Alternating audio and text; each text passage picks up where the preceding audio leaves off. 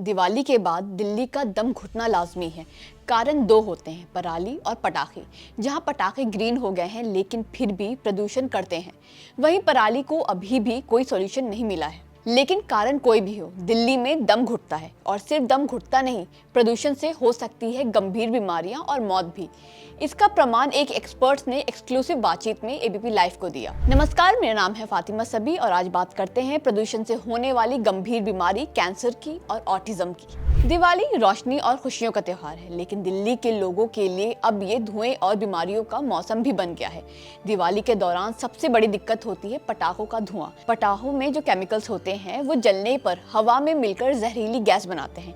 दूसरी तरफ अक्टूबर नवंबर में स्टबल बर्निंग यानी पराली जलाना भी पीक पर होता है। पंजाब और हरियाणा के खेतों में पराली जलने से जो धुआं उठता है वो हवा के साथ दिल्ली तक पहुंचता है। ऊपर से दिल्ली की ठंडी हवा और कम हवा की रफ्तार इस धुएं को जमीन के पास रोक लेती है, जिससे स्मॉग बनता है, यानी स्मोक प्लस फॉग का खतरनाक कॉम्बिनेशन।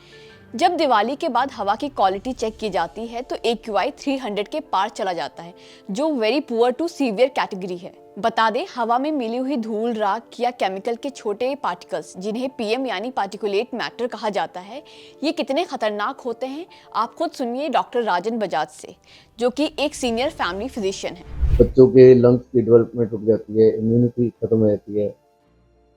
बल्कि साइंस तो बोलती है कि ऑटिज्म टाइप डिसऑर्डर्स भी हो सकते हैं।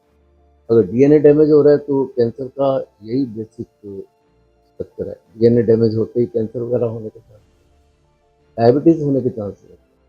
अगर प्रेग्नेंट लेडीज जो हैं इनको हो जाए तो उनकी बच्चों की ग्रोथ रुक जाती है या एबॉर्शन हो सकता है। इस तरह की कई प्रॉब्लम। ये तो आपने सुन लिया, लेकिन अब जानते हैं कि ये PM हमारे DNA को कैसे डैमेज कर सकता है और कैसे ये गंभीर बीमारियों की वजह बन सकता है। एक्चुअली डिपेंड करता है कि पार्टिकल साइज क्या है। जो PM है, पार्टिकुलर मैटर जो है, अगर उसका साइज 10 माइक्रोन से ऊपर है, वो तो सिर्फ आंखों को या नाक के सिर्फ एलर्जिक राइनाइटिस वगैरह करता है, जुकाम वगैरह छींकते हैं।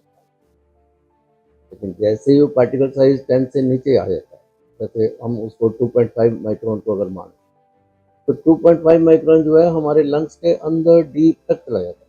एक्चुअली लंग्स का स्ट्रक्चर कैसा है, वो जो एयरवेज है वो मोटे होते, छोटे छोटे छोटे छोटे होते होते बिल्कुल एल्वियोलाई और एल्वियोलाई बन जाते हैं। उनके अंदर जो पर्टिकुलर मैटर है वो सेटल कर जाता है। अब 2.5 माइक्रोन का जो है 30 to 40% जो है वो वही डिपॉजिट हो जाता है, लेकिन बाकी ब्लड स्ट्रीम में चला जाता है। तो जैसे ही ब्लड स्ट्रीम में जाता है तो वो सिर्फ लंग्स की प्रॉब्लम नहीं रह जाती, वो हमारी पूरी बॉडी में हमारी एंडोथेलियल लाइनिंग होती है जो ब्लड वेसल, उसको डैमेज करता है।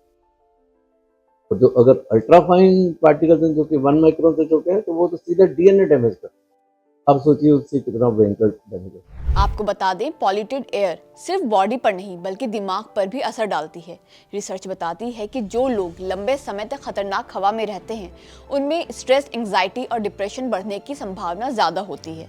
सिर दर्द, नींद ना आना या इरिटेबिलिटी भी आम सिम्टम्स हैं। वैसे हवा को एक दिन में साफ नहीं किया जा सकता, लेकिन हम अपनी सेफ्टी के लिए कुछ कदम उठा सकते हैं, जैसे N95 मास्क पहने जब भी बाहर जाएं, घर में एयर प्यूरिफायर और इंडोर प्लांट्स रखें, बच्चों और बुजुर्गों को स्मॉग वाले दिनों में ज़्यादा बाहर ना निकलने दें। तो क्या कहना है आपका इसके बारे में, हमें कमेंट सेक्शन में ज़रूर बताएं। अगर आपको ये वीडियो अच्छी लगी तो इसे लाइक करें, शेयर करें और हमारे चैनल को सब्सक्राइब करें।